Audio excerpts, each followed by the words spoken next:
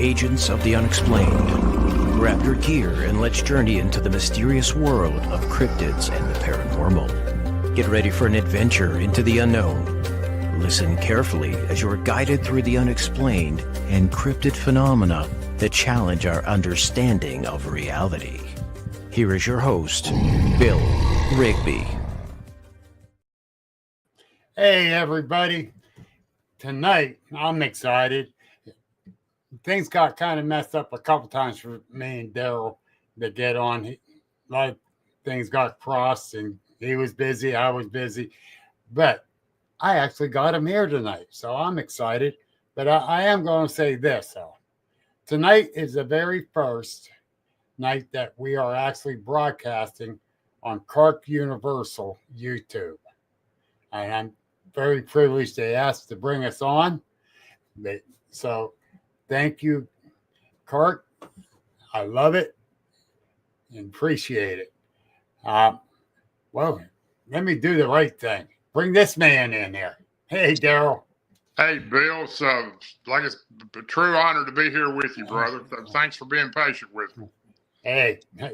Well, I know how things happen because things happen with us. The thing is, you are a very, very busy man.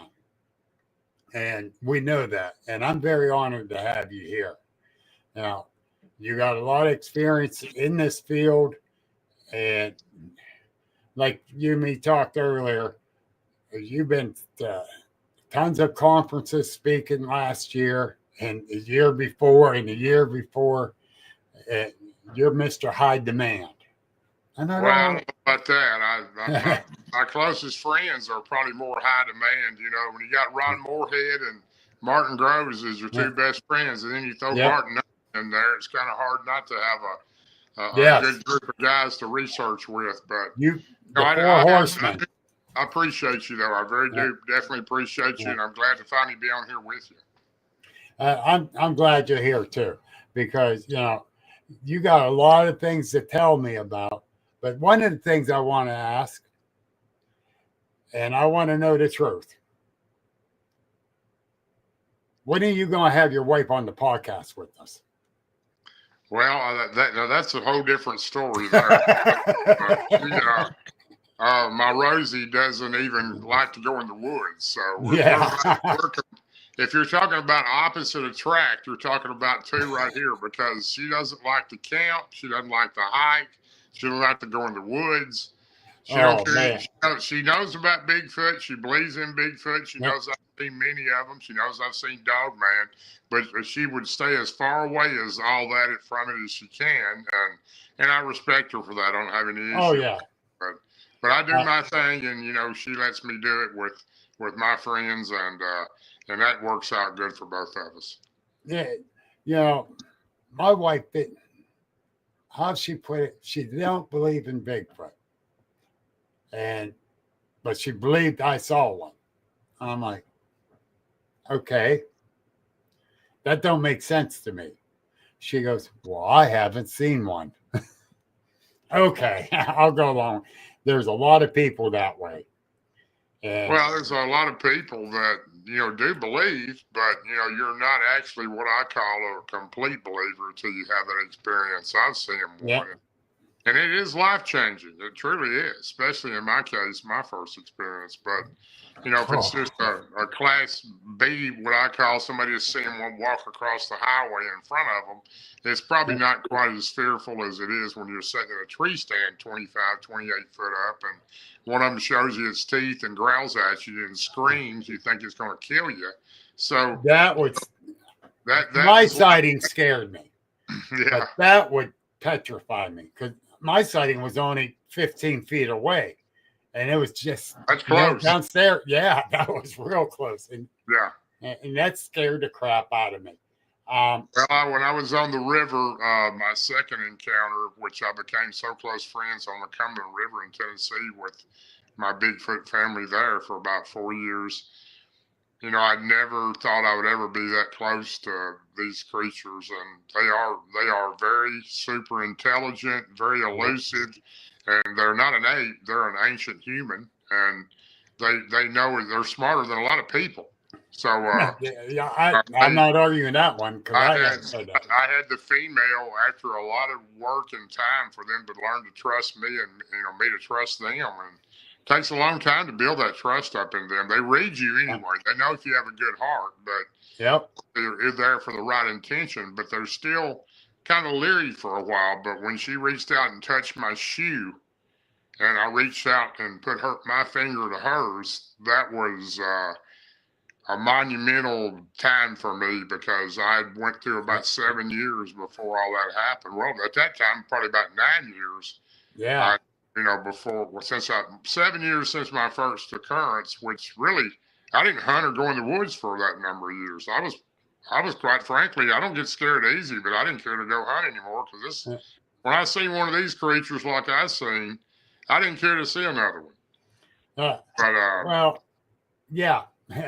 I can relate to that because, with mine being at 15 feet, and I always 15 believed feet, you're right there next to him. Yeah. And when I looked over and saw it, that's the first time in my life I ever got scared. Now, I got startled quite a few times, not just a few, but that scared me. I've learned a lot over the years by just experiences and encounters that I've had and been around some of the same creatures over and over and over. And right. There's a lot of good ones, but there's also some bad ones, just like humans.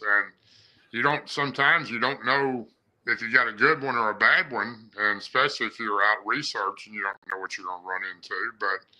But you have to be very careful with these creatures because I tell people all the time, people contact me regularly or send me messages. What do I need to do to start researching? Well, I really don't have an answer for all the way to start researching. You just have to get out there. But the thing about it is, if these creatures don't feel good about you, and if they can't read you, and you're there for not a good reason, you're not going to see one. Yeah, exactly. And you got to have a good heart because they can read it. And, but like you said, you will run into a bad one once in a while. And that's what I tell people. And I'm not going to mention this celebrity's name, but he kind of said that, you get close to one, they'll attack you. You can't get close. You just keep your distance.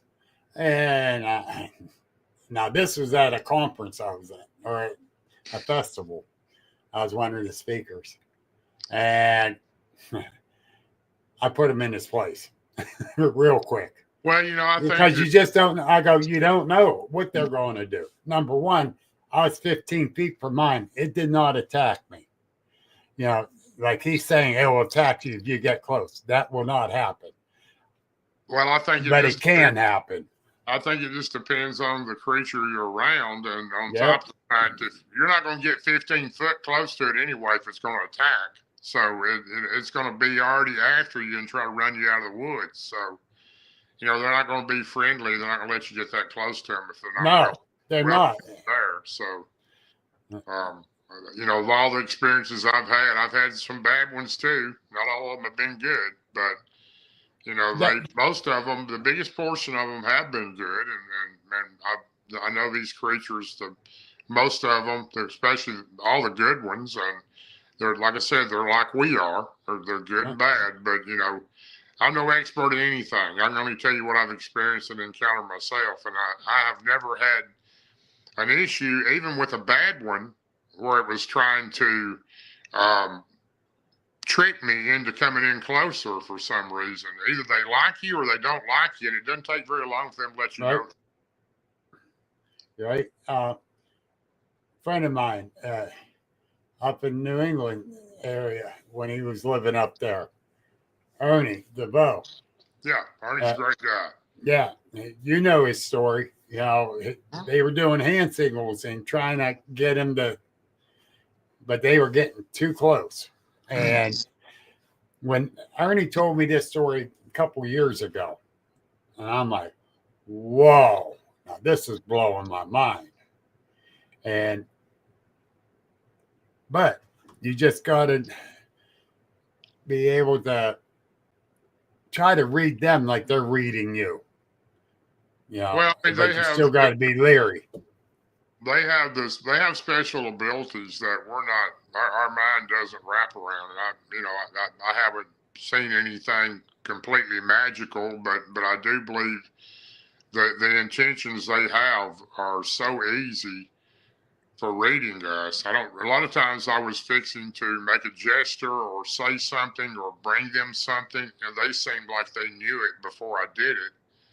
And that's kind of hard for me to explain that. You just have to be there in the moment to understand what I'm saying. But they do have a special ability. I do believe they can go in, and I believe they can go in cloak or interdimensional, as people talk about. I haven't seen one do that in front of me, but Ron Moorhead being such a close friend, if you read the book Quantum. They have such a higher energy than we do. They elevate themselves with the energy, which makes it a higher vibration, which changes it into a different energy form than we're aware of. So, if you want to understand that, I would suggest get Ron's book Quantum and read it. I've read it 10 times, and every time I read it, I learn something else out of it. And the thing is, this past year, I've been talking about the paranormal Bigfoot and my presentations.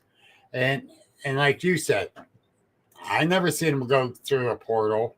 I never seen him cloak out. A friend of mine down in Florida, when he was still living in PA, one crossed the road in front of him and it cloaked right in the middle of the road. Okay. And I believe him 110%. This man, me and him researched together. We in the whole 9 yards. And this happened on the eastern side of Pennsylvania. Well, back when the orbs attacked us in a spot that we were in back in 2020, I've never seen that. It was the strangest night, I guess, I've ever had, when these two huge orbs about the size of beach balls come down and hovered above the ground.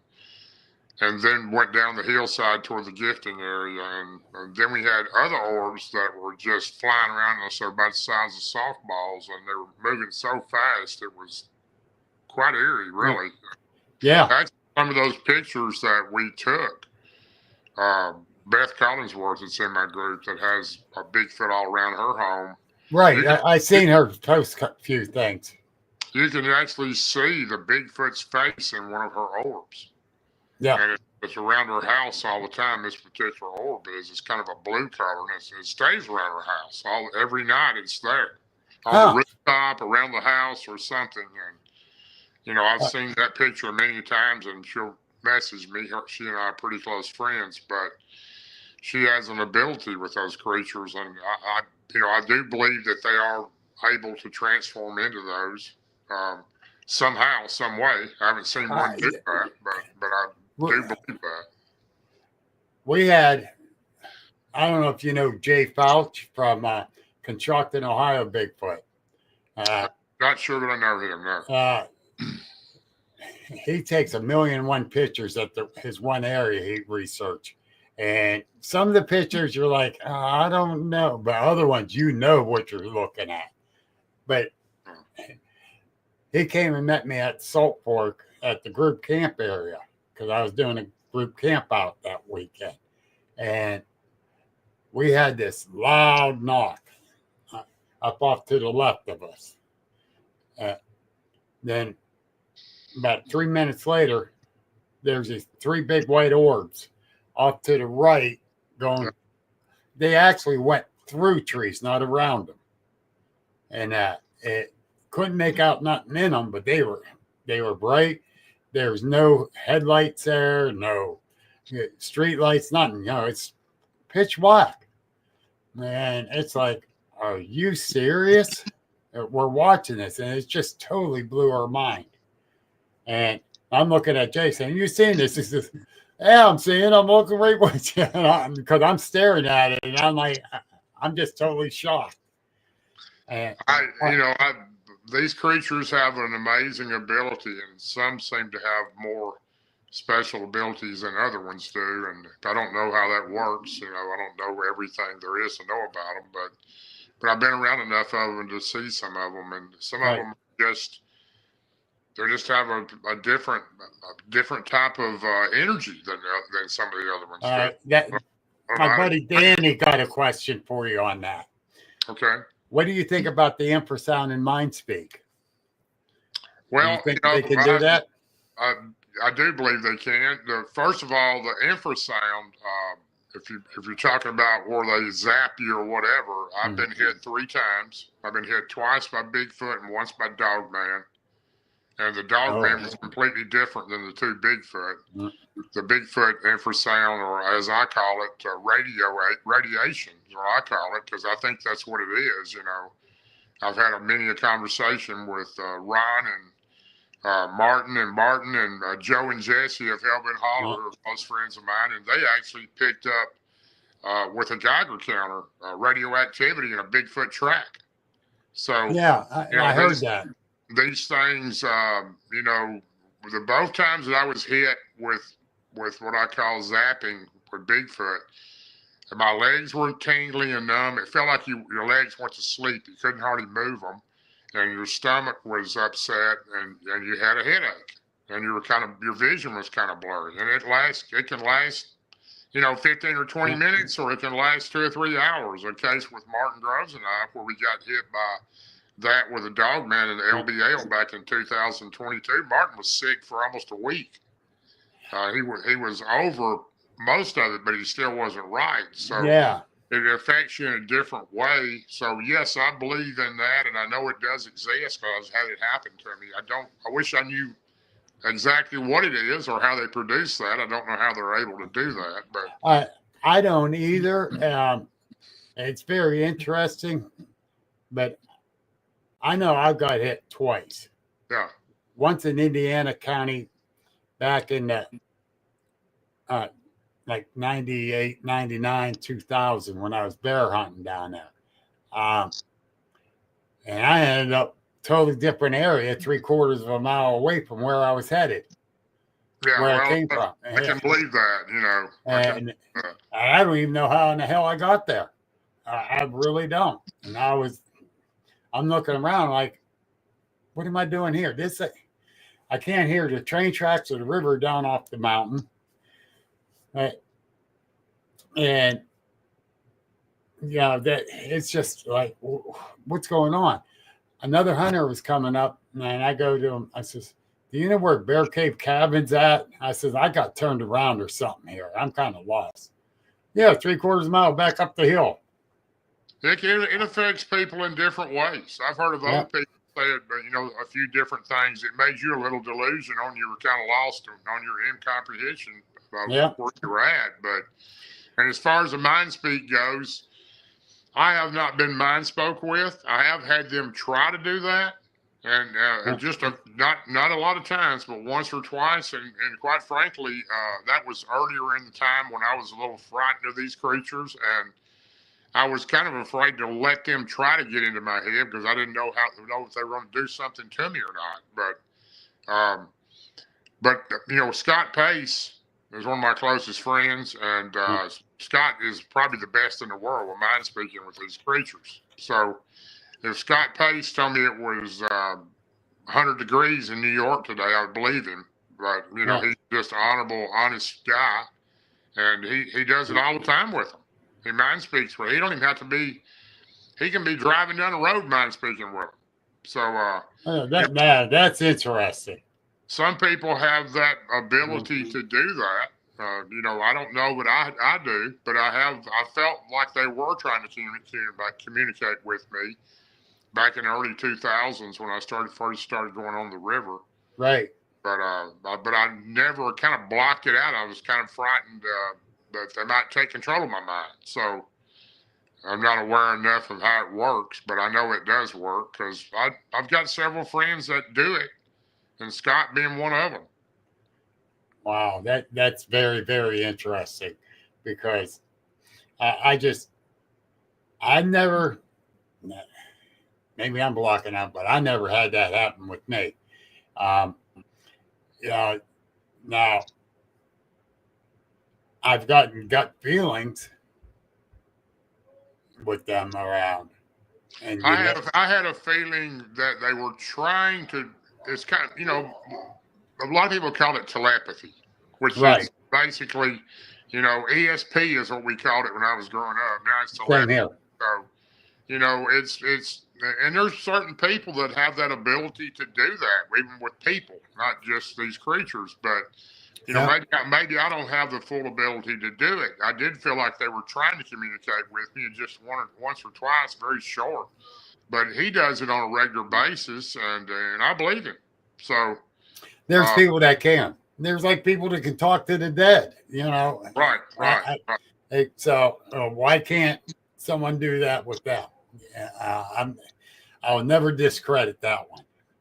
I've learned back, when I first got into this, I never got into the Bigfoot or the Dog Man or any of the cryptid or creature things by choice. It just happened to me. But in 1992, my first sighting that literally terrified me. I was scared to death for 5 or 6, 7 years. I didn't go hunting anymore in the woods, and I didn't care to go in the woods. And it took me a long time. If I didn't have my second encounter, I don't think I would have ever turned out the way I have now. I feel different about them now, and I'm frightened of them like I once was. And thanks to the ones on the river that friended me. But there's a lot of people that have one experience and they don't have another experience.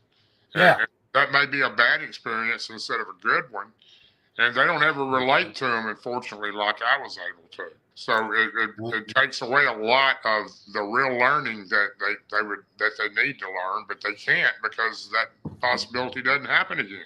Well, like you said, for like 7 years, you didn't go hunting again and all that. I know hunters 20 years ago, they still won't go back in the woods because of their experience. I talked to a gentleman just a couple of weeks ago. Matter of fact, I just met him Sunday.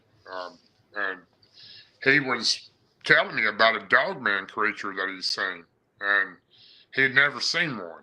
He had seen a Bigfoot back in the late 80s while he was deer hunting, but he was traveling down a remote road. He was going to a spot that he fishes out in deep wooded rural area. And he'd been fishing out there for a long time, and he's traveling on this road, and he sees this creature walk out right in front of this cemetery. And he stops, and he's shining his headlights right on it. He said this thing was literally as big as a grizzly bear. He said it was huge, and it had a dog head, and it was just staring at me. And he said, I really didn't know what to do. I'd never seen anything like that. And he goes, I started to back up, and he had lights on top of his truck that he could hit. It would light him up even better. And right when he started to do that, he heard one scream to the left, or something screamed to the left in the woods. And this creature takes off running. When he first seen it, it was on all fours. Right. And then it stood up. And then it takes off running on two legs toward that wooded area. And this guy, right now, I've talked to him on the phone several times, and he wanted to meet me, and I met him, and I went out there with him Sunday where this actually happened this past Sunday morning. It's the first time he'd been out there since that happened. That was last September. He hadn't been fishing since. Wow. Yeah. And he's an avid deer hunter. He didn't hunt the whole entire season this year. It shook him up so bad that he doesn't even want to go in the woods again. And he was reluctant to go out there, but he said, I'll meet you out there in the daytime, and I'll show you exactly where it happened. Well, so, there's a lot of people that have been frightened by one of these type creatures that really never have a chance to rebound from it. Well, there's a young man I took a report from, and I see my buddy Sparky's out there. He'll know exactly where I'm talking at. Not even a mile from my house, and I live in town. It was coming along, got the railroad yard to, if you're looking upriver, you got the river to the left, the railroad yard to the right. You got the woods all along both sides of it. And he was walking back there to a fishing hole he always went to. And there was like a trail going back. And a dog man came up from the river, looked at him, and it just looked at him real quick, then on into the woods. He got out of there, and he described it all to me. And it's right down there on Clark Street, it's called. They're sharing Hermitage Line. And is this where is this at now? What state is this in? Pennsylvania, Mercer County, right on the Ohio line. And now my good friend Jamie King took some reports up in upriver. He took one in the next town over, which was right next door to us, over in Farrell, that was in an alley, going through an alley. He took a report. And that all travels with the river. And I believe they do go along with the river, clean up too. Well, I think all these creatures follow this. I know for a fact that Bigfoot and Dogman, they're always close to water. Yeah. They're close to water, and if you find a really good game trail where it crisscrosses 5 or 6 other game trails, right at that point is normally where you're going to find your activity. And back when I was first started researching, I learned that by the tracks in that area. They'd also build blinds in that area too, logs piled up where they could hide behind them and ambush deer. But Dogman, I'm sure, probably does the same thing. I don't know nearly as much about them as I'd like to know, and I'm still learning on all of it. But I think that they all feed on deer, and hogs and deer are probably their top 2 foods. So depending on the part of the country you're in, some part of the country doesn't have hogs, but you get down to Tennessee. I'm not sure if we got hogs around here. I haven't really heard of any wild ones running around in our area here. But when I lived in Indiana County, PA, we had a bunch in there. We actually went and hunted them. But, they multiply more than cats do. Oh, they really do, yeah. Yeah. So you get out into Texas and that area, man, they're just ambushing them out there. There's so many of them, they just ruin the farms and all the crop out there. But they really do. They really do multiply. But that, of course, that's a whole different topic. But I know the Bigfoot especially, and I'm sure the Dogmen do too. Their number one food source is the deer. So and there's so many deer.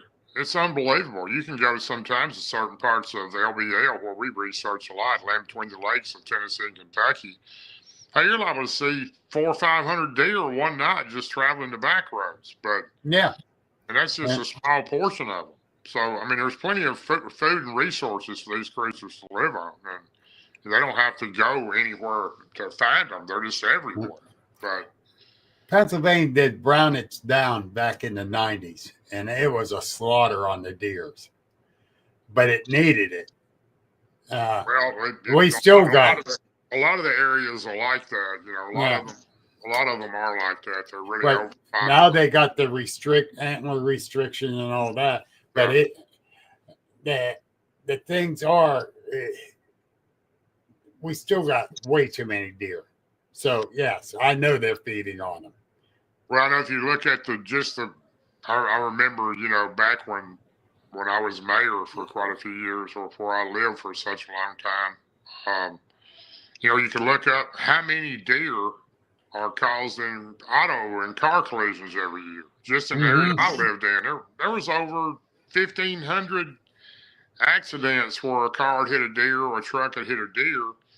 And if you just calculate those in one area, that alone tells you the number of deer that are out there. Exactly. You just can't imagine, there's so many deer. It's the population of those things is just absolutely amazing. And of course, they don't have just an open hunt like they do in some areas, like you were talking about Pennsylvania, trying to get rid of a lot of them. But Tennessee's a little stricter than that. But they do have where you can kill 4 or 5 a year. But these creatures don't have to go very far to find a meal. No. And they eat nuts and berries. Right. Fruits. And don't think they don't live close to towns, too. They'll come into towns in the middle of the night. I've got several people that have contacted me over the years to come to their house. And I want you to stand out here on my deck and watch this Bigfoot's coming down. He's going in behind this restaurant and opening the dumpster up and taking a bag of garbage with him. So they're getting the scraps out of there, just an easy meal. Well, and I witnessed it. So up in Cambridge Springs, PA, I went up and did an investigation up there, and the lady had a beautiful picture of a big, bulky one sitting up in the field by some trees, looking down at these horses. Wow. We go up there, and that's not there. It's not there. So I know it wasn't a stump, but you could tell it was a Bigfoot in the picture. But she proceeds to tell me she looked out her back door, and 2 doors up at the neighbors, there was one standing right on her sidewalk, right near the front porch. Wow. So that's in the town. Yeah, I had a judge down in Tennessee call me. He said, "You wouldn't believe me if I told you this. You may not, but I'm telling you, there's a dog man that walks down the middle of my street at 2:30 in the morning." And I said, "Well, where are you at?" And he told me. I was quite shocked because it's kind of a busy area. It's not a little town. It's a pretty good sized town. And he swore him down, come down here and look at it. It comes out about 2 o'clock in the morning, walks right down the street. And then it goes off to the right into a wooded area. But I did not make it up there, but a friend of mine that I'm very close to, one of my teammates, did go up there, and he said it was a dog man. Mm-hmm. So, I mean, it doesn't surprise me back when Scott Carpenter was alive, and he was such a good friend to me, and I sure miss the guy.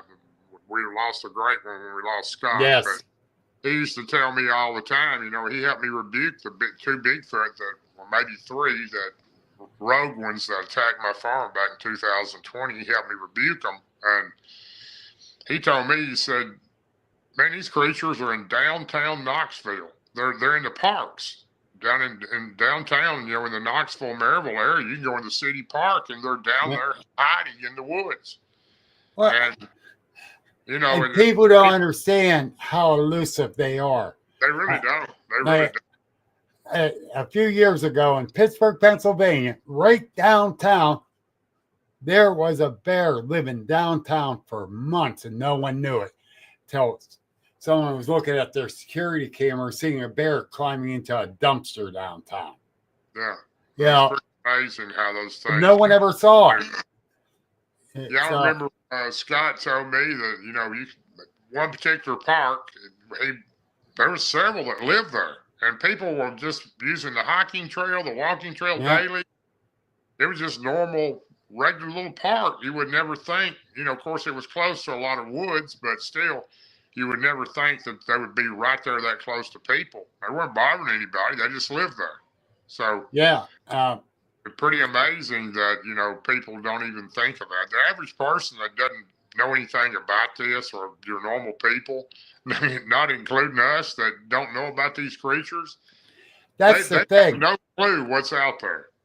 That's the thing. Well, Bonnie Moore asked, what do you think? They come out more at night or day?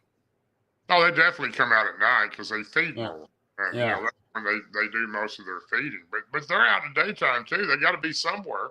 So, but they do move around more at night. I've found over my years of research, the best time to be around one or get some type of action from one, if you are trying to research, they will find you. You never find them.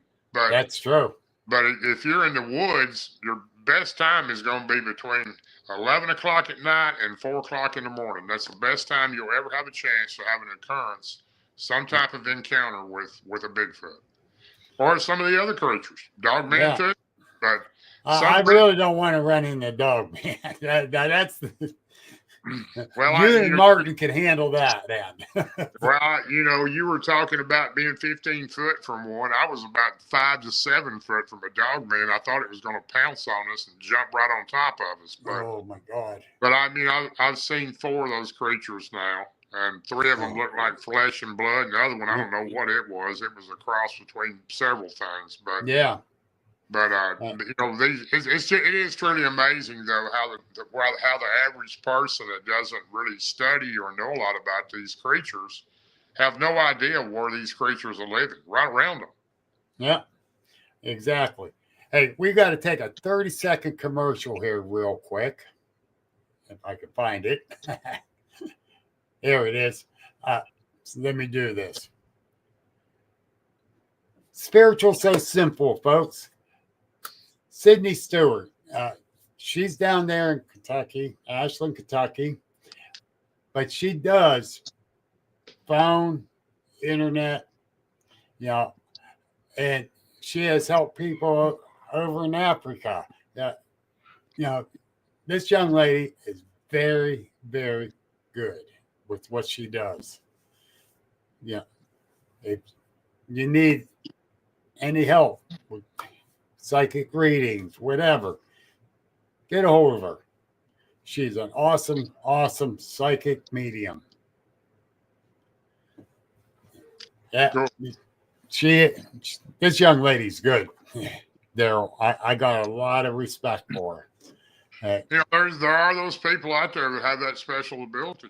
So, you know. And she does. And she uses it for good. You know, she really does. And she was up in my conference last year. And, you know, she was on my podcast the week before. So people knew she's going to be there. She had a line of people the whole day. That's great. Yeah, and they keep asking if she's coming back. She's coming back. I don't think she is this year, but people love her. So, but anyhow, now let me get back. There was another question in there, and it got away from us. Well, there's 2 more. Let me find it here. On up here. Where to go? Oh, Griff asks, your opinion, what are they? Flesh, blood, spiritual being, or other? Oh, we're talking about Bigfoot? Yep. Well, first of all, this is my personal belief from my personal experiences. Somebody else may have a different opinion, and I don't have a problem with anybody's opinion or belief. But I think that there's the forest people. The forest people are like the ones I had on the river. They're completely different than the Bigfoot and the Sasquatch. They're all similar. They all look alike, but they're different. I 100% believe they're flesh and blood.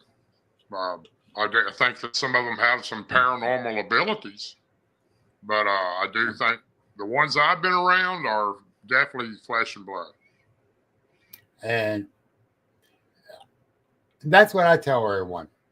I believe they're flesh and blood, but I'm very open to that they could be interdimensional. I agree. Which I think they can too be, you know. That I think Danny asked about structures. What do you think about the structures? Well, I guess there's a lot of different structures out there that Bigfoot makes and the forest people make. The friend, I can tell you this much: the friendly ones, the ones that are non-aggressive, that are still very elusive and still very cautious, because none of these creatures, forest people, Bigfoot or Sasquatch, none of them trust humans, and I can't say that I blame them. But no, I mean, they're very cautious because all they've ever known out of humans is destruction. You know, they come in and tear down their forests. They come in and take their food. They come in and shoot at them with rifles and bows, and you know, they're a little cautious. And I can't say that I blame them. If I went, you know, when we go into the woods, we go into their home. If they walked into my house and I started shooting at them, then you know it'd be a little different. You know, it's the same thing we're doing to them. But most of the people fire up on them because they're frightened of them. It's not because they're trying to attack them. They're just scared of them. They'll start shooting at them if they see one. And that's the thing. I do not believe in killing one.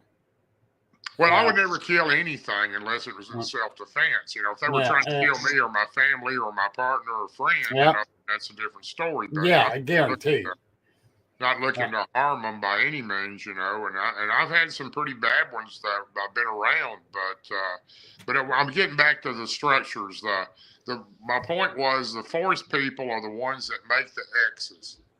If you go into the woods and you see these big trees, sometimes they're green still. They're broke at the base, and they're formed very high up into the woods to form an X. And they'll also lay deadfalls on the trail, or they'll put deadfalls up in different areas against other trees. That's the X, and that's the forest people. That's their marker for their type of family, and that's how I always know. If I'm in an area and I see an X, then I know I'm around the good ones, because those are still elusive and are still very cautious of us. They're not going to walk out and shake your hand, but at least you're around ones that aren't there to harm you unless you're trying to harm them. Yeah. There's all kinds of structures. Your tree breaks up normally around 8 to 10 foot, where it's a twisted tree, green, just twisted like unbelievable strength to do that. That's a marker for them also. Yep. Your lower X's, your bends in the trees, all these things are markers for these creatures. I don't know what all of them mean. I don't know that. But like the ones that are bent over and pinned, most of those ones I found are pointing toward water source. Well, it makes sense. Yeah. To me. My one research area that I go to and check out, I've been invited there. It's a 200-acre camp, and I can go anytime I want. And I found a branch that was twisted and broke, pointing to the water. It was still attached to the tree. No other branches were done that way, but this one was twisted and it's pointing to where the water was. I've seen some trees in the woods that it's hard to even fathom how something could be strong enough. Yeah. You know, to twist a 4 or 5 inch diameter tree and just twist it all the way around where the bark is. It's just like a rubber band. It's twisted so much, you know. And most of those are up high, and I think those are markers for something too. A lot of times you'll find those markers real close to where a hunting area is. Like, for example, a blind they built to hide to ambush deer or that type of thing. And then I found a branch. It wasn't twisted or broke, but it came off the tree like this and then went straight up, and it was about 7-8 foot up in the air. And I went over and checked it out. And you can see a rub mark off the top of that. Yeah. And it looked like handprints where they pushed themselves off, and a deer trail went under that. And it's some of those trees I've seen pictures of, and I've actually seen a couple of them in the wild, where they pull these trees out of the ground and stuck them from, you know, the roots are sticking up. Yep. But what I've been told by my Native American friends, which I have Native American blood in me too, that's an area they're telling you to stay out of. Don't go into that area. That's why they put those up. Now, I very rarely have I ever seen any of those myself in the woods, but I only seen one. But when you get up into Alaska, in that area, they're everywhere up there like that. Yeah. Sparky just asked that question, my buddy Sparky. He goes, what do you think the tree's found upside down in the ground with the roots on at the top? And you just start saying it when he put that up. But yeah, and those are the ones, or with the root balls in the air with the X. Right. And you look and see, okay, where in the hell did this come from? And there is no divots in the ground where it was ripped out of the ground. So how did that get there? And this is a 20-foot, 25-foot tree. And I know no damn human's going to carry it from wherever and rip it out of the ground and bring it over there and then put it up as an X. There ain't no human doing that. It blows my mind the strength it would take to even do that. Exactly. And like that one that one hunting camp area, that twist. Now that thing was about 3 inches around branch, and it was a maple tree. You're not twisting that off. Well, that's like my first encounter I had back in '92 when I was in my tree stand. I had a drag rag hanging across the creek on a maple tree, a limb that was probably out 12 foot from the tree, and it was only 3 or 4 inches at the base where it met the tree. But the one that scared me to death ripped that whole tree limb out of the tree, just ripped it out like it was a small branch. Oh, and that being my first experience with one of these creatures, I realized the strength these things had. It was pretty amazing, to just rip it off the tree like that. Now, it didn't sound like a lot, a 3 or 4 inch base where it met the body of the tree, but when you go try to break one off, you'll see what I'm talking about. Exactly. It's a major force to do that. Well, on here, he's Paranormal Fellowship, but my buddy Sparky, big guy, even he says he can't do that. Hey, Val, how you doing? She says hi to you and me, Darrell. How are you? Thank you for asking. Now, the thing is with their strength, I think some of them don't know their own strength. Oh, I'm sure of that. I really don't. And especially when they threw a big tree at Sparky. Sparky, a big boy. I don't know if you've seen the Alaska footage. It's been out for quite a few years. The one that through the tree and doing that. I think there was doing some type of logging or something. And this creature throws this massive tree. Yeah. I mean, I don't know how far it went, but just to throw it would be something in itself. So, but I remember seeing that several times, and I've seen replays on it quite a few times on somebody's channel. But I can't imagine. We don't know of anything that has that kind of strength. No. Only thing that has that kind of strength is some big machinery. I don't care. Correct. I don't care. And it's just crazy. And those things, these creatures, it's just their abilities totally amaze me. They really do. And they still make me nervous to be around them. Well, I mean, you need to be nervous. Yeah, I mean, I would never suggest anybody. Now, when I was younger, when I first got into this, after I got real calm and real collective and was comfortable with these creatures, after the ones I met on the river, and they were my friends for about 4 years, I didn't have any bad feeling toward these creatures. I felt calm and not nervous or frightened of them at all. But, but there's other ones out there that aren't like these. So, I suggest anybody, if you're going to start going into the woods, please don't go by yourself. I used to do it myself, but I wouldn't recommend that anymore. And if you're going to go into some area and research, let somebody know where you're at.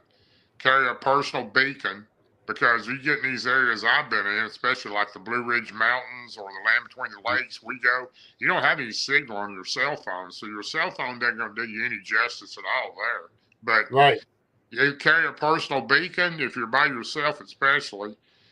But always go with somebody, because you don't know what you're going to run into out there. There's a lot more creatures in the woods than I ever dreamed were out there. Because when I go out by myself, which I've done quite a few times, I tell my wife what area I'm going to, and I'll call her when I get to that area before I go and hike it in.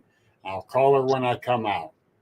That's the way to do it. You always let somebody know for sure. Yeah, and there's a few times I lost track of time, and she's calling, "You okay? You okay?" Yeah, I'm still in here hiking. I'm fine. I got into back in I guess it was 2000. I don't know if it was 2020 or 21, but I got back into the Blue Ridge Mountains, a certain spot, somebody kept telling me that they'd seen a Bigfoot there numerous times, and called me up, wanted me to go with them. I met them out there. They didn't show up, so I went on in by myself, and I got lost in there. I was lost in there for 3 days in the Blue Ridge Mountains, and I had no idea where I was at. I got very lucky to find my way out of there. Like my grandfather told me, find a stream. If you find a stream, a creek or a river, just follow it. It will lead to a civilization, and that's what I did. But you know, you get lost in those type of areas. I had a cell phone, but you can't call anybody. There's no signal out there. Yep. So, you know, that's what I'm saying. I would always, if you're going to go in somewhere like that, if it's legal, carry some type of firearm, you know, with you. You don't know what you're going to run into. I mean, you don't. You're not carrying a gun to shoot one of these creatures. You're carrying a gun to protect yourself. And they don't like guns. They don't like flashlights. They don't like cameras. But at the same time, I always let them know, hey, I'm here. I have this on me. I tell them, I have this on me. I'm not here to harm you with it. I'm here to protect myself from something else, not you. And I promise you, they're listening. Oh, I know they are. They know. And they do understand English. They understand their own language they have. And I know they can understand. I know they understand Lakota Sioux language, my native language that I've learned to speak. And they also understand, I'm sure, other languages, but they're very intelligent. Yeah. Oh, yeah. They know English very well. Yep. You know, Sparky, you're 110% right. Running into people in the woods is the most scariest thing because you don't know what they are or what they're going to be doing. I found out some areas that they're in the woods making meth. Now, and people think I'm joking when I say I like Bigfoot better than I do people because we both think the same. We don't like people, you know.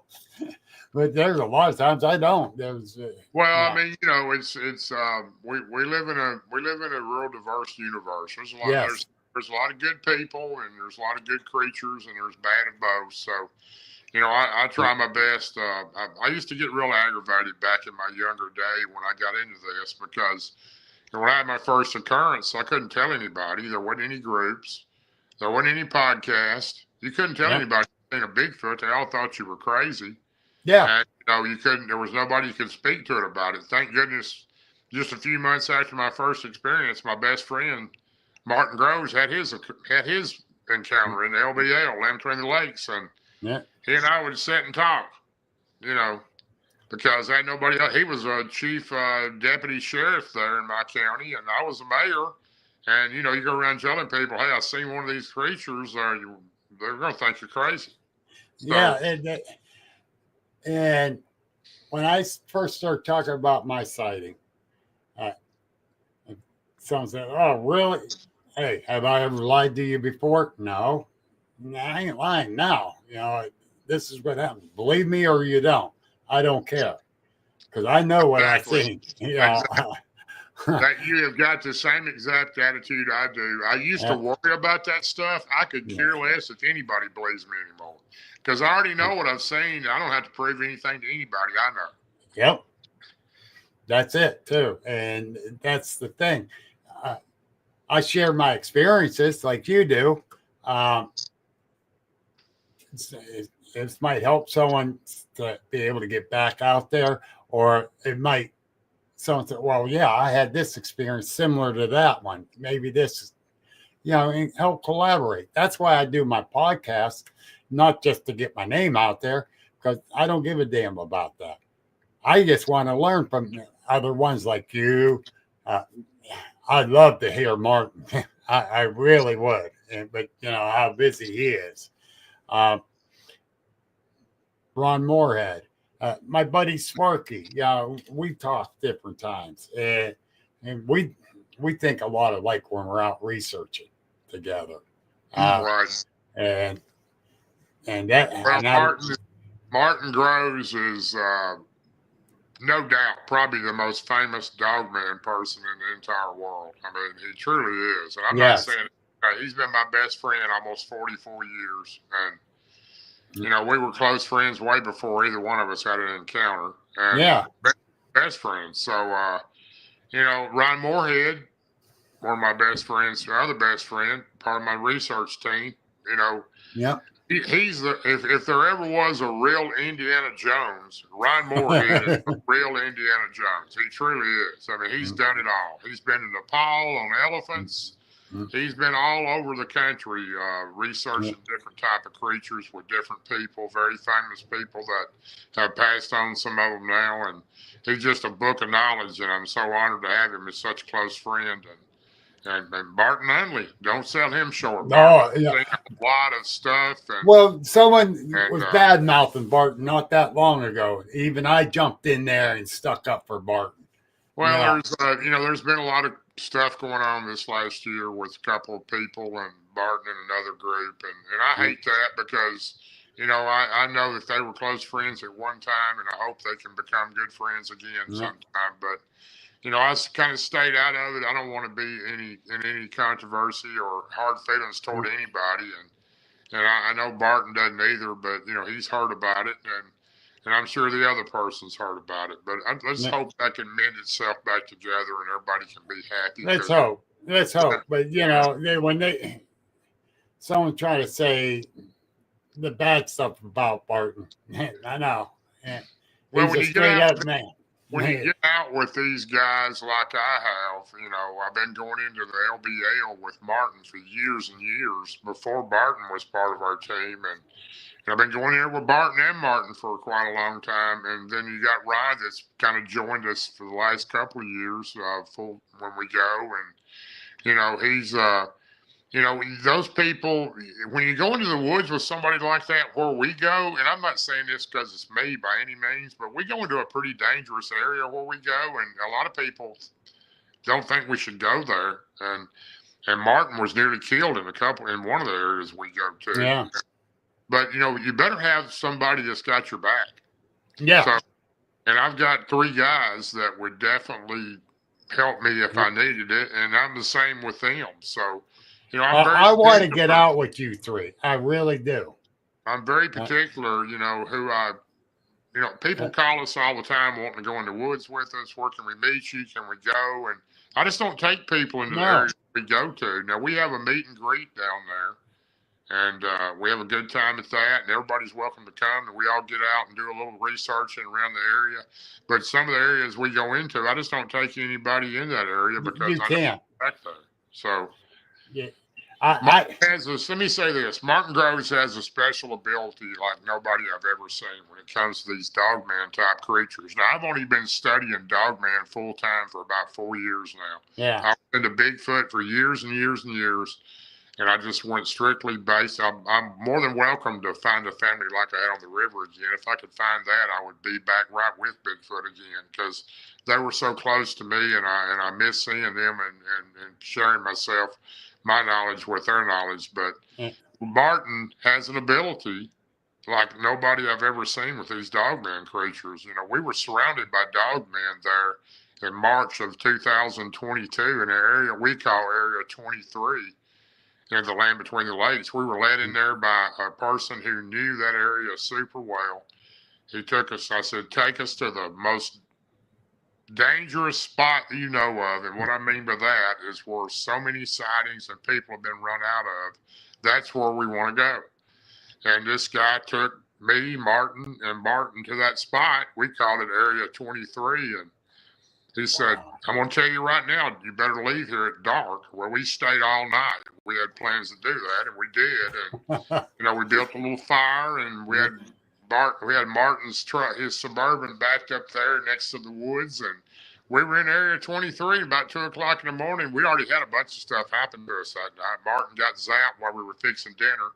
And I had to run him down the road a good ways to a public facility there in the LBL where he was about to throw up. He got zapped. He was sick for hours, and I run him back down there 2 or 3 times, and these dogmen, we could hear them howling, barking, coming all around us. It was getting closer and closer. And I had a friend call me on the telephone. I have no service in the LBL. Beth Collinsworth calls me on the telephone, and she goes, you need to get out of there right now. Now, me and Martin are sitting next to the fire, right next to Martin's Suburban that's back up there, because he's laid back in his seat because he's still sick. And we're hearing these dogs, man, howling all around us, and they're getting closer. I looked over at Martin. I said, they're coming. Are you ready? He says, I'm ready. And he had his big sword that he carries with him, and I had what I had, and Martin had what he had, and I said, they're coming. And I gotta admit, I was a little nervous. And about that time, the phone rings. I have no service in the LB. I can't call anybody. Ron and I always have to drive out about 20 miles to be able to use our phone where I can call my lady and he calls his. And anyway, she calls. She goes, you need to get out of there right now. There's dog men all around you, and there's a feral man with them. And I said, what? What are you talking about? How did you even call me? She goes, I don't know, but I'm telling you, this was like 2 o'clock in the morning. She goes, I woke up. She's very intuitive, Beth is. She picks up on. She has that ability. I don't know how she has it, but she just has it. And she goes, get out of there now because they're surrounding you and you need to go. Well, all three of my guys could hear her on the speaker on my phone, and that just got them a little more alerted. And, you know, Martin's looking around. We already had a Bigfoot watching us for over 3 hours up on a hill to the left. I could see him looking around a tree. The Bigfoot was gone because I could hear all this howling going on. And all of a sudden, Martin gets up after that phone call, gets out of his vehicle, walks right past the fire, walks right into the deep woods by himself. And I start yelling at him, Martin, don't go in there by yourself. Hold on, I'm going with you. I said, these creatures are coming. And he starts chanting really loud in the woods. And he was facing away from us into the woods. I couldn't see him. I could hear him. And he's chanting this real loud. I just couldn't put it together exactly. I heard words, but I couldn't understand what he was doing. And then he just walks back quietly, pats me on the shoulder, pats Martin on the shoulder, goes right back to his vehicle and lays back down in there with his seat like reclined back because he's still feeling sick where he got zapped. And he said, it's all right now, boys. And we did not hear another howl the rest of the night. Not one. It was so quiet that you could literally, you've heard those saying, drop a pin and probably heard it. But it was so quiet. I looked at Martin and I said, wow, they're gone. And it got so quiet. We thought we were about to be attacked. And that's... Martin, you know, I asked Martin, you know, and I have that ability with Bigfoot for some reason. They when we go into the woods, me and Martin, he'll go, where are they? I say, they're to the left. I feel them. And about that time, we'll hear a whoop or a stick or a rock or fly by or something. So, but Martin goes into the woods and does this. That's just crazy. And I bet, you know, he and I have talked about this numerous times. Matter of fact, I got off the phone with him a while back, and we were talking about the same thing again. I said, man, I'll never forget that night, you know. I said, tell me again what you did. And he said, I started saying the Lord's Prayer.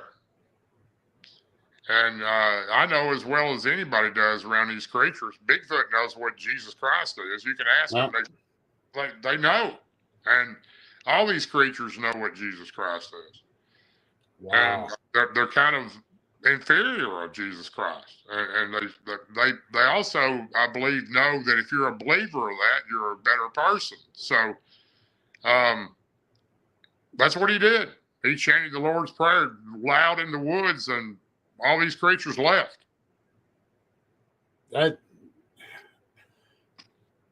That's just wow. Yeah. Me and Barton Nunny witnessed it. It was absolutely amazing. There was water right behind us, probably 50 yards behind us, the lake, the Kentucky lake where we were at in this spot that we were in. And the water was in winter pool, which means it's real shallow right there. Yeah, exactly. And you can hear these dog creatures literally running across the lake into shallow water. You could hear them running through that water.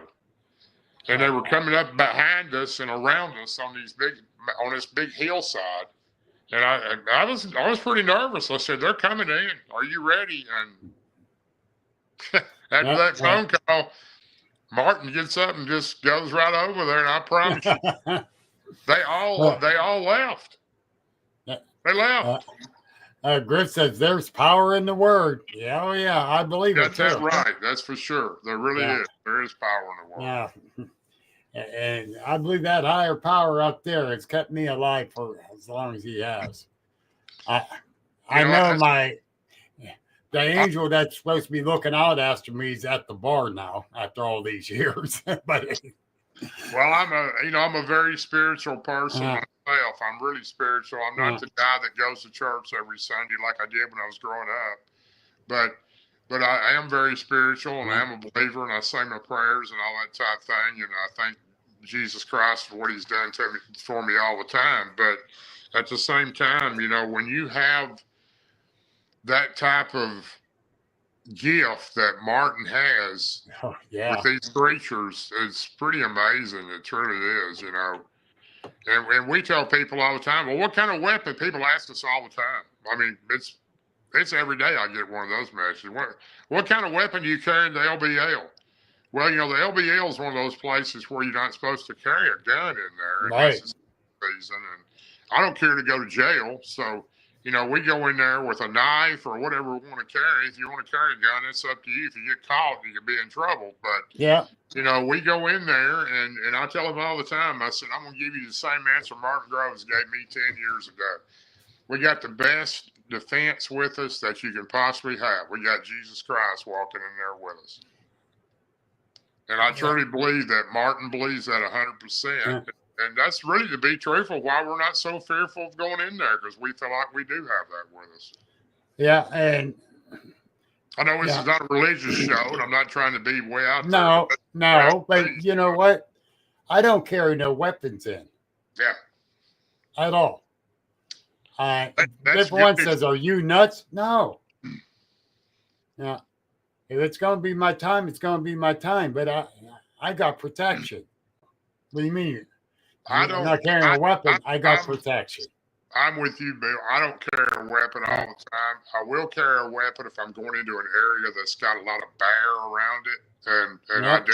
But I was in an area last year. No, I'm sorry, 2 years ago. We were all in Montana for a spot up there that we had been told about for quite a while. We were up there for 3 nights. And if you've ever been to Montana, I love that area. It's beautiful. But I'm going to tell you why. There's grizzlies. Yeah, I was going to say. They're everywhere. They're everywhere. Yeah. And they come out at night just like these creatures do. They come out more at night than they do anytime. I'd be worried about them too. I'm not worried about a black bear. A black bear is more scared of you than you are it. Unless you get between it and its cubs. Right. Then your butt's in trouble. But we had a bear a couple blocks over from me. And it was cornered in beside this house in the bushes, and there's a tree in it. Excuse me. And and the cops had the street blocked off, and I walked down to the guy across the street's property. Me and him standing there talking, and the cop told me, go in his house or get out of here. I went, I ain't going nowhere.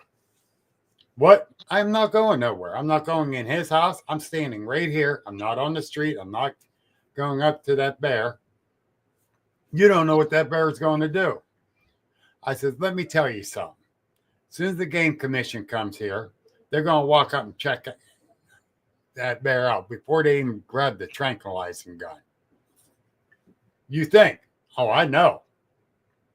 I says, you know what that bear is going to do? Going to run up that tree. Boom, exactly what it did. Yeah. That cop was so mad at me. Yeah. But, Well, I haven't been around a lot of bears, but when I was in Montana, we had those grizzlies right around our camp. I mean, they were close. I wasn't very comfortable with those things. Those ones I wouldn't be. I've been up in the East Tennessee in certain parts and North Carolina where I've had bears that were close to us. When we were researching up there, we would spook them. Or they would walk up on us and go the other direction. And they were black bears. They weren't grizzlies. But still, I'm cautious about any type of wildlife out there. You got to be. I followed a 500-600 pounder up in Kane, Pennsylvania, up in the mountains. This was back in the middle 90s. And it came out that I was at a buddy of mine's cabin, and we just got done cutting the grass. We got inside, started getting cleaned up. Dan goes back out to grab some pants out of the truck to put in so we can start cooking. And he said, "Come out here. Be quiet. Come out here. Don't slam the screen door either." Come out. Look down at the apple tree. And there it was. I went, "Whoa, that's a big one." It came out from the apple tree, walked up the drive, turned up a fire trail. So we followed it for an hour. It just moseyed along. We kept our distance, but it knew we was following it, but it didn't care. It stopped, scratched its back, start moving on some more. I think I was a little crazy for following it, but yeah, I'm not. I don't know that I've ever done anything like that, but I can't say that I probably wouldn't have. But you got it. And Bonnie Moore had a bear on her front porch at her door, looking in and smelling chicken cooking. Wow. She lives up near Marionville, Pennsylvania, Forest County, up in the Alleghenies. Okay. Now, where are you exactly at in Pennsylvania? You up close to the Ohio border, you said? If I go outside, pick up a stone, I can hit Ohio. Oh, okay, you're real close to Ohio. Yeah, I'm right at the line. Yeah, okay. Well, I go to Lancaster quite a bit. You know where that's the eastern side, yes. Yeah. How far are you from there? 4.5, 5 hours. Okay. Good ways, yeah. Yeah. Well, my good friend Sharon Buck lives up in Pennsylvania too. What's her name? Sharon Buck. Yeah. She lives on the other side, yeah. Yeah, I've got several people in my group that are live in Pennsylvania. It's a beautiful area. I'll probably be meeting Sharon this year at Central PA Bigfoot. She's a very knowledgeable person. Yeah. I think a lot of her. She's a very good friend. Yeah, Sharon is, and I'll finally meet her in person. I was supposed to last year, but I ended up in the hospital. So, well, there goes that. I wasn't allowed to travel. You seem like you're doing a lot better, though. I know you had some health issues for a while. Oh, I'm doing so much better. Griff on there, him and his wife came down and visit me in June at the hospital, and I almost didn't make it then. And wow, it was so good that him and his wife come and spent Father's Day with me, and I really appreciated that. They brought my spirits way up. That's good. They did, and I love it. Well, you seem like you're doing well now, Bill. Oh, yeah, I'm doing so much better. Now, if I quit falling down the ice. We had about 6 inches of snow here last night. So. Oh, really? Yeah. They're right before my birthday's January 23rd, and it was right before that. I fell down the back steps, and there were 7 of them. I remember that. I remember when you did. Yeah, and got a compression fracture in my back from that, but it ain't stopping me. Yeah, the doctor says, "Do you want to go see the surgeon, see if he wants to cement it together or let it heal on its own?" I says, "Well, it doesn't hurt like the L1 did when I fractured it, so I'll just go ahead and let it heal on its own this time." Right. And they said, "Well, it's going to take a little." Yeah, all bones take a little while. I'm not worried about it. But yeah, other than that, I'm doing great. Yeah. That's good. Yeah. And I'll get out a lot more. Griff's wife, Stacy, says, "Leave the ice skating to the youngins." Yeah, that's true. Yeah. Yeah, it is. But, the funny part of me going down those steps, it happened so quick, it sounded like a machine gun going off. I could laugh about it now, but at the time, it's like, oh, no. Then my shepherd's looking at me like, "Why are you laying down there like that?" because I took her out so she can do her business that morning. Yeah. She's like, duh. Those pets pick up on those type things. Yeah. Shouldn't you be standing up? Come on. But yeah, other than that, I'm doing great. Yeah. But anyhow, it is 8:17. Tell everyone about your group for the ones that don't know about it. If you're not a member of my group, it's Bigfoot Believers and Other Creatures. We're a private group. So the biggest thing about our group is we just don't allow any criticism. We don't allow any rude.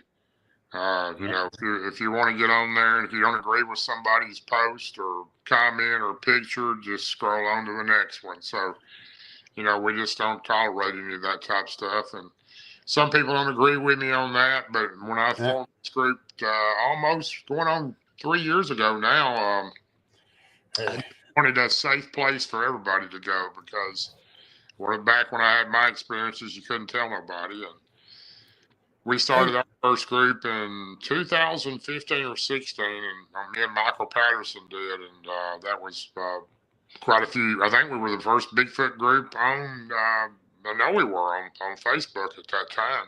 So, yeah. But I've had this group on my own for quite a while, and I got so many of my closest friends in it. And Bill, you're in it too, and I have good people in my group, and we'd sure like to have you join if you're not a member. Ron Moorhead, myself, and I, one of my closest friends, we'll be doing one of these podcasts here in the next month or so. We're going to start doing it twice a month. It's called Too Real, and hope you can tune into that when you're not watching Bill. So, I'm going to be watching. Well, we appreciate everybody watching. Yeah. So I'm going to be. And trying to figure out how to put it together and how to do it all because I haven't ever done one. I've thought about doing them before, but Ron and I talked about it and decided to do it. Martin originally was supposed to be with us, but he's got so much going on right now. It's difficult for him, and it's difficult for him. How does he keep it straight? He got so much. Yeah, he's pretty booked up, and his newest book. He just released his newest book about a month ago, and it's like the first two books. It's doing really well. So anyway, that and my team, we have a great team that I've researched with, and we haven't been able to research it as much as we did last year, but we're planning on starting up here this next month. So get out in the woods and see what we can find. Well, like I said, and I told you this many a times how much I love and respect your group because you don't put up with no crap.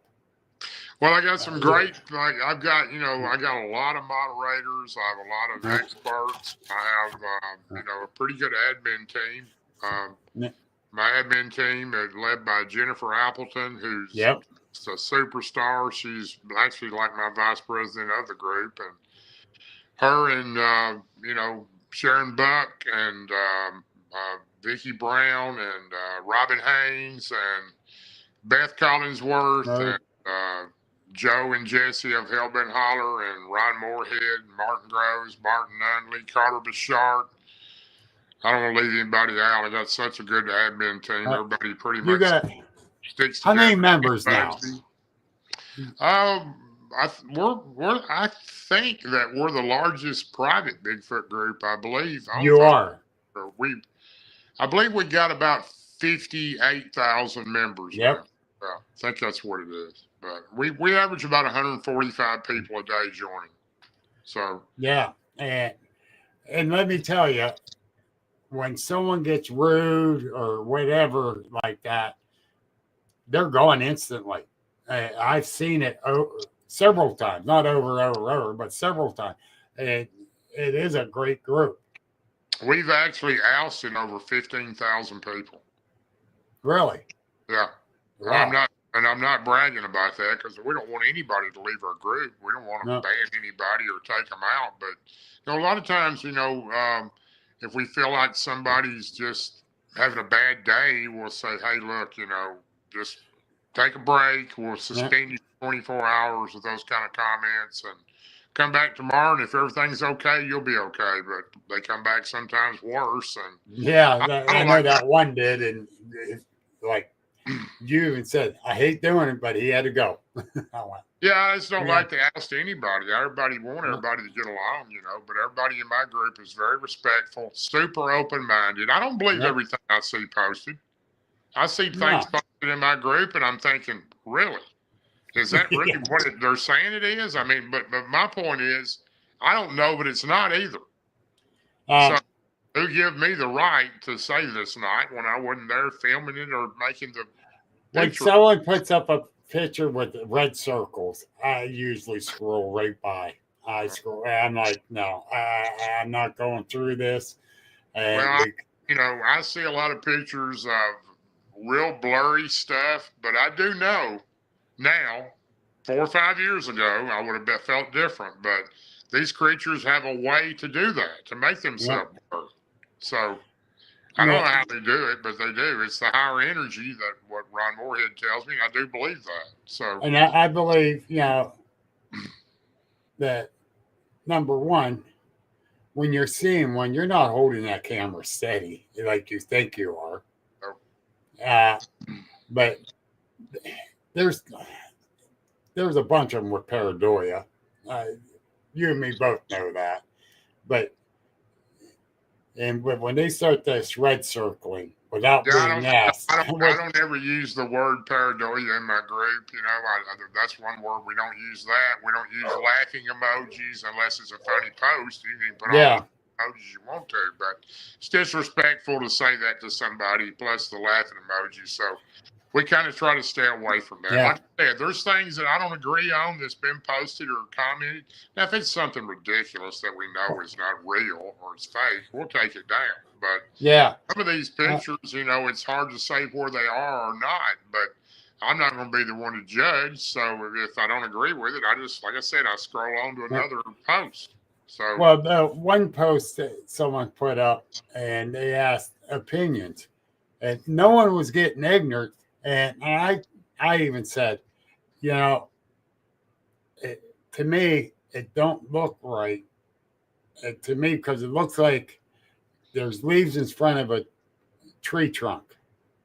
The lineup of it. I says, but I might be looking at the pareidolia end of it, where it's really there. I says, it's just me. Don't get offensive about it, because I can be 100% wrong, but to me, it don't look right. And I says, and the person come back and says, I appreciate your answers. You was very honest about it, and you weren't mean. No, I'm not going to be mean. Because you asked, you didn't red circle it or anything. We don't ask anybody to, believe everything they see on there. And we don't expect you to, but you don't have to be rude at the same time or criticize somebody. Or if you don't agree with it, like I said, just scroll on to the next one. Exactly. And there's some I'm like, no, I'm not answering this question. I wish I had a way to put everything that's posted or pictures of taken of it through some type of process to say 100% sure it is or isn't, but I don't. And we just try to put on there. We approve things that we think are legitimate, and if we're not 100% sure, we approve it. If it's something ridiculous, a cutout Bigfoot standing in a field of plywood, we're not going to do anything like that. Yeah, exactly. But it's you just don't know. Some people are seeing things that I've never seen before. And I was at LBL last March with Martin Unley and Martin Groves, and on a trail in a certain area that the campground is closed down there now because we believe it was closed down because of an attack back there. But we weren't very far from this area. And first time in my life, I didn't know if these things really existed or not, but I'm so open-minded. I believe I've seen one of these crawler creatures. Yeah. And I've never seen one of those things. I've seen pictures of them on Facebook. I've seen all that, but I'd never seen one in real life. But we've witnessed one run down through the woods and run up a tree. So, And there were several other ones with it. It was making a clicking sound in the top of the tree back to these other ones that were clicking sound back. And, you know, what's out there? I don't know. But I'm not going to sit and now, wait a minute.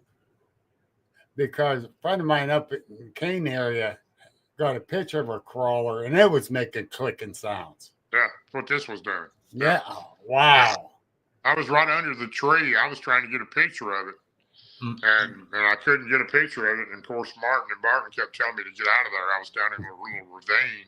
They said, get out. You don't know, one of these things liable to get on you. And it was in the dark. And, you know, I had it lit up with a flashlight and my camera trying to get a picture of it. But I never could get a picture. But anyway, it went to the top of this tree and it was making that clicking noise. Real weird sounding click, click, click noise. And there was a couple more over way behind me. And they were making that noise back to it. So they were doing some kind of communicating. I don't know what it was, but it was definitely, these things are definitely real and they do exist because I've witnessed this thing. So you could tell it's real in their picture they took of it. Yeah. And this thing was real pale, whitish gray color, real skinny, had a humanoid head. Yeah. And it ran up a tree like a squirrel. I never seen anything like it. Yeah, I mean, it's weird. They're weird looking. Very weird. And but that's my new creature last year that I seen, and I'd never seen one before. We seen what looked like a bear on the side of one of the roads we were on up there. Just sitting down on its bottom, a bear looking right at us. Except it didn't have a head like a bear. It had a body like a bear, but it had a head like an anteater. Huh. So I don't have no idea what that thing was, but we seen that too. So I don't know what it was. I never seen a creature like that. Where was that at? Land between the lakes, so Tennessee and Kentucky. Yeah, it was some kind of weird creature, especially there. Yeah, I don't know what that creature was. I actually was talking to Shell Dion, who she had seen one of those things herself, and she's in Illinois. So I don't know. I've seen a couple creatures this last March, almost a year ago next month, that I've never seen before. So there's a lot of things that exist out there. I can tell you that. And no one really knows. Who knows what's next? I mean, maybe something else coming that we hadn't seen. And that's the reason I made my group Agents of the Unexplained. Yeah. Because there's so much unexplained out there. And I don't even know how I don't even know what's in the woods anymore. No. I can tell you this, though, since I started researching in about 99 to, I had my first experience in 92, but when I really started researching after I met those on the river, there's definitely more of these creatures than there ever was. I'm talking about Bigfoot. There's more Bigfoot now than there was when I started. Because I happen into too many of them over the years in different areas. So, maybe they were there before and they're just showing themselves to me better now. But well, like on the sighting reports, we're getting so many more now since, thanks to the internet, Bigfoot's mainstream, and people are getting more and more brave enough to come forward with their sightings, which is great. It's still estimated that about 50% of the sightings were never reported. Yeah.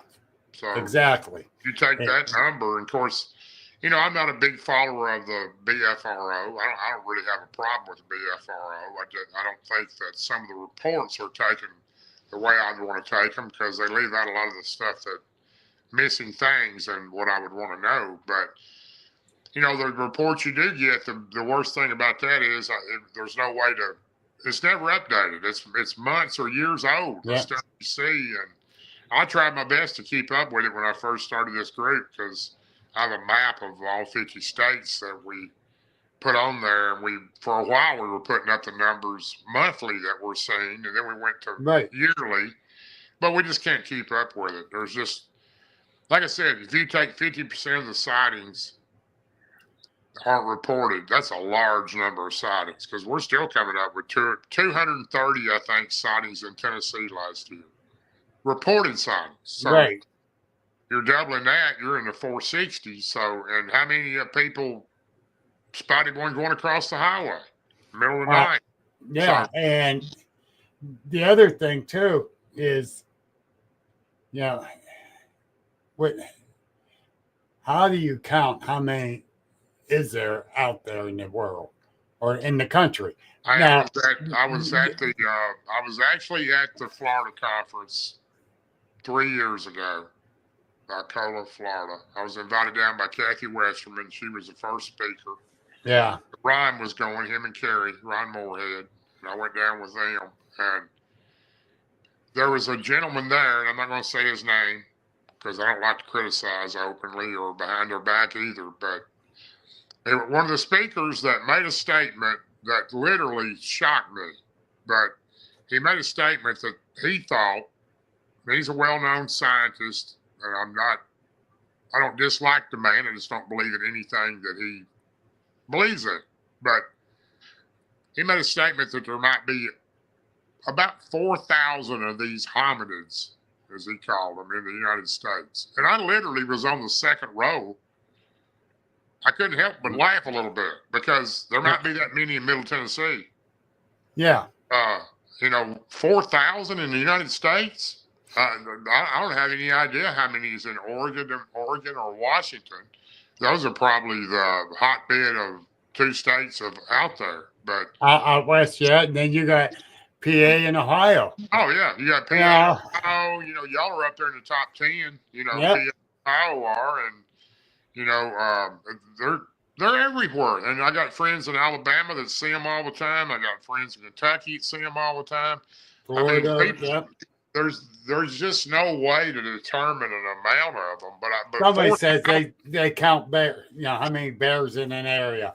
Yeah. How in the hell are you counting these bears? That's a very good point. But 4,000 of these creatures in the United States was laughable. I'm sorry. I don't know where if it had said 40,000, I'd have probably said maybe a little more, maybe a little less. I don't know. But 4,000 in the United States.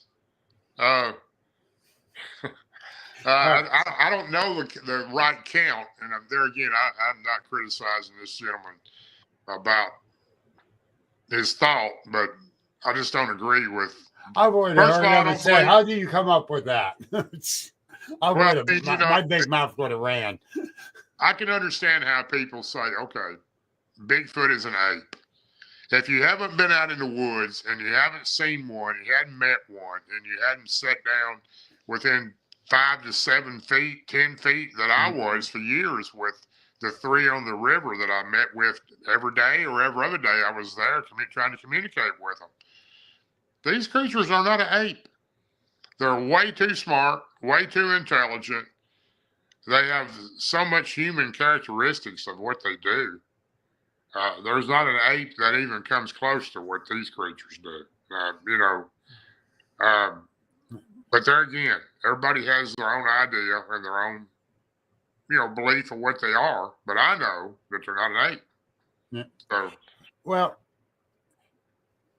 and that's exactly what you believe, and you tell people that, And can an ape talk? Can an ape talk? Sign language. Yeah, a Bigfoot can talk. Yes. A Bigfoot can communicate with their own language. A Bigfoot knows the English language. The Bigfoot knows my words. A Bigfoot is capable of saying my words. When I would leave my area, I would say, bye. I'll see y'all later. I'll see you tomorrow the next day. Bye. And I'll be walking down this trail that was about 200 yards back to my truck in this remote area. I would hear all through the woods, bye, bye, bye, bye. They were mocking me, telling me bye because they had heard me say that. And, I tried very hard to communicate with these creatures for nearly 4 years, and they weren't real reluctant to show me that. I did get some words out of them, and I did ask them where they were from, and they told me. So, well, the different ones heard the chatter. I'm not calling. Some people call it samurai chatter. No, well, it was chatter. That was their language. Yeah, well, here's what you have to remember about these creatures, too. There's a lot of different types of them. There's not just one type. There's a lot of different types. I believe I've seen 3 to 4 different types. There may have been three, but I think 3 to 4 different types. They look different. Mm-hmm. They are different. Now, the forest people are really different.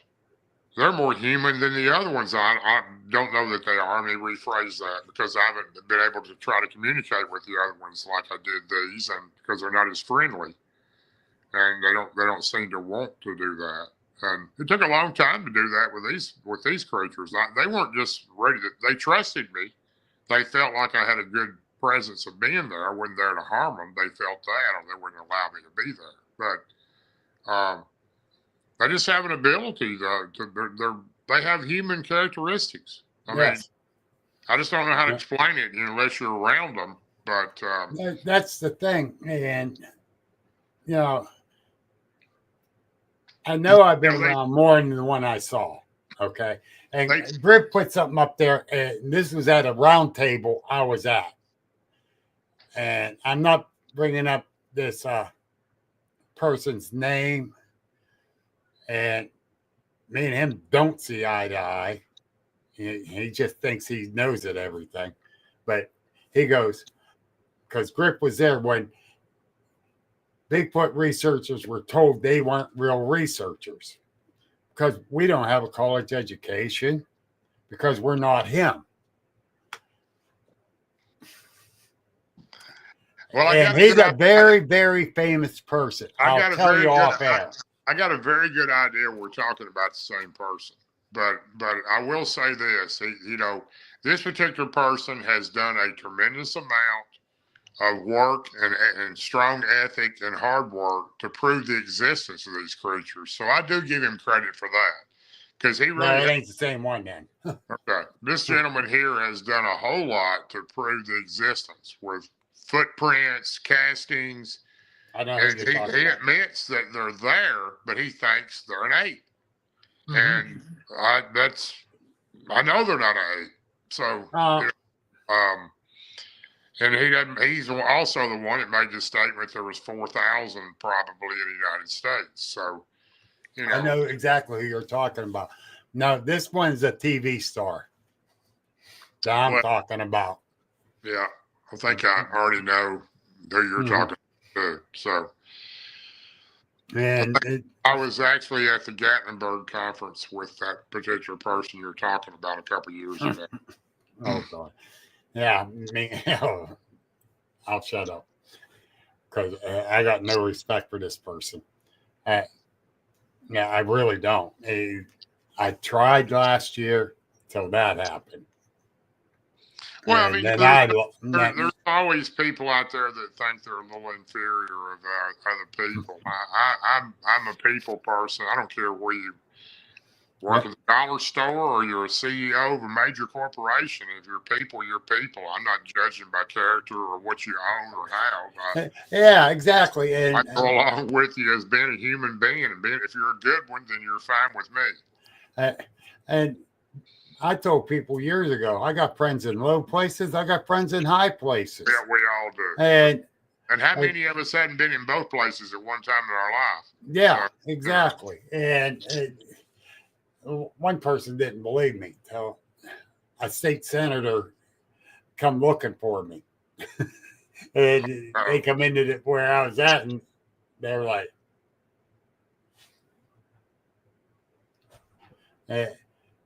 because the state senator wanted me to meet the congressman. Right. And I was like, that's fine, but those people were really going nuts. Why? He's a human being. I'm a human being. Right. So it is what it is. My granddaddy always told me everybody puts their pants on the same way. That's right. That's the way I was raised, and I still feel that way. So, yeah, we put our pants on the same way, and we end up the same way, dead. Yeah. If you're a bad person, I'm not going to associate with you. But if you're a good person, I don't care where you are in the ladder. I don't care. Right. And to put down all these Bigfoot researchers, that upset me. And I'm not going to mention his name on here. Grip knows who it is. Grip was right there in the audience, and he heard it. And so did several of these other researchers, and they were very hot. Well, it's a good thing for everybody to have their own opinions on things. I don't have an issue with that. But when somebody tries to force feed me something, that makes it a little different. So, oh yeah, yep, makes it a little different. We had one guy at the one here I was invited to, and I was supposed to do a research, but he invited like 50 people to come have a cookout to meet me. Why? I want to do a research. I don't want to meet all these people. So we really didn't get to research. So he had this big cookout and everyone's standing around BSing and all that. And this guy shows up. He's going around putting his finger in people's faces, telling them Bigfoot jumps through portals. That's how he gets around. And I'm listening and I'm just blowing them off. All right, that's your opinion. I don't care. Until he on this one, till he came to this 86-year-old man, 82 or 86, and he started doing this to the old man. The old man didn't care if Bigfoot was there or not. He was just there because he gets to be around people. Most of his family's gone, and before that, he got to them. A couple of them says, "You're going to say something to him?" I says, "That's his opinion. I'm letting it go." Till he did that. Now, okay, I'm going to shut this guy up. And I did. I shut him up after I said, "Excuse me, they jumped through portals." Yeah, I'm telling you. No. Don't tell me. Prove it to me. I've seen two actual films of two close friends of mine who filmed Jennifer Appleton and, of course, Scott Carpenter. The film portals live. I mean, you could actually see this thing. A friend of mine up in Kane got pictures of portals. Yeah. Well, in his research area. Got really good pictures of portals, and they're actually video, not just a picture. But I've never personally myself seen a portal. So yeah, I do believe they exist. It's obvious the pictures I've seen, they do exist, but kind of frightening a portal is. I don't know that I want to go into it or try to go around it, but you don't know if you can come back or not. So that may be what's happening to a lot of these missing 411 people. A lot of people disappear regularly, and I don't think it's Bigfoot and Dogman taking all of them. I mean, they may be part of some of it, but I don't think they're the biggest. There's something else that we don't know about out there. So I don't know. That's it. But that's it. Yeah, there's more out there than we know. Yeah, there's something out there that we don't know. But anyhow, it's 8:45. Yeah. We just keep going, brother. I've enjoyed being on. Folks, if you join Darrell's group. He does have a really great group, and I'm so glad to be part of it.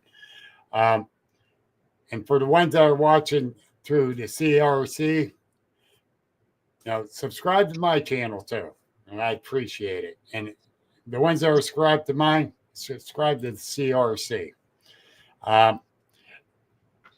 Stick around for a few minutes. I got a couple things I would like to tell you after we go off air. Okay. Val, I'm going to say this to you right now. Pay real close attention. Jefferson Volunteer Fire Company, Greene County. I'll be speaking there. We're not that far from you. I hope to see you. I don't have the date in front of me. I think it's in August. I'm not sure. But I'll let you know. Then I had the honor, Darrell, to speak at the Mercer County Historical Society last year. Awesome. Congratulations. And then I got a message from the vice president of the Historical Society today. They want me back again this year. That's an honor. My county. Congratulations. And they told us that we had the most people there for any of the lectures. and that. And so I was very happy with that situation. You know? That's very good, Bear. Congratulations. Yeah. And when they messaged me today, I'm like, yeah, it'd be on. You know, I started thinking, dude, you already got that. How many speaking engagements? But my home county, I'm definitely going for it. Awesome. Yeah. But all right, folks, thank you for tuning in. You know, like I said, if you want to join his group, it's an awesome group, and we'll be talking to you all soon. Thanks for watching, everyone. Thank you for tuning in to the Agents of the Unexplained. Please visit our website at agentsoftheunexplained.net for unique paranormal merchandise like t-shirts, books, and coffee mugs.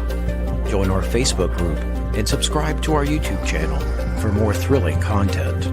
Until next time, keep questioning the unexplainable.